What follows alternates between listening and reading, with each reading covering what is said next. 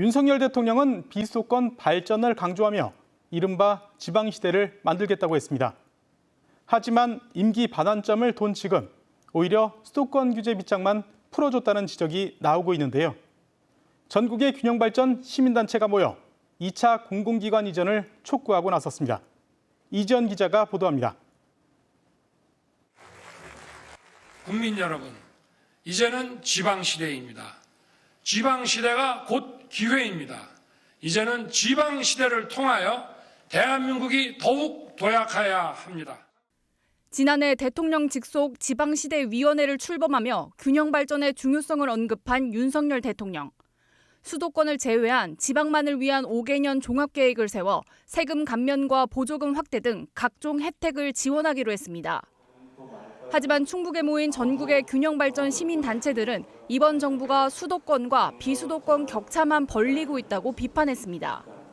기업의 대규모 투자 유치를 위해 지방을 대상으로 만든 기회발전특구를 수도권 일부 지역에 허용한 게 대표적인 사례입니다.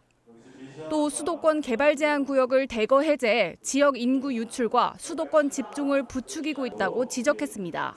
국토 정책의 최상위 순위에는 서울 수도권의 그 집값 정책이 최상위권에 있는 것이 아닌가. 금리라든가 이런 것들 다 연동이 돼 있고 고스란히 그 피해는 비수도권이 감당해낼 수밖에 없는.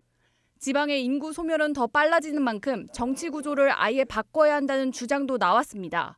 서울에 집중할 수밖에 없는 구조로 지금 만들어져 있는 거죠.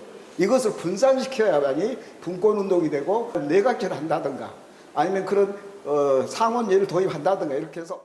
이들 단체가 균형 발전을 위해 정부의 최우선으로 요구하는 것은 2차 공공기관 이전입니다.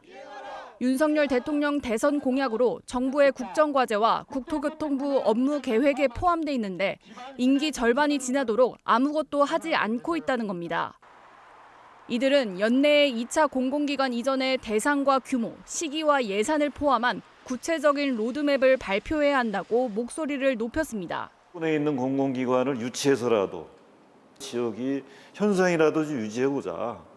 뭐 이런 그 차원이거든요. 대선 공약이고 정부가 추진해온 사업이기 때문에 빨리 하라는 얘기입니다. 지난해 상반기로 예정됐던 2차 공공기관 지방 이전 기본 계획은 총선 이후로 미뤄졌지만 이후에도 감감무소식입니다. 국민의힘 소속 단체장들과 지방의회까지 나서 연일 조속한 이전을 촉구하고 있습니다. MBC 뉴스 이지연입니다.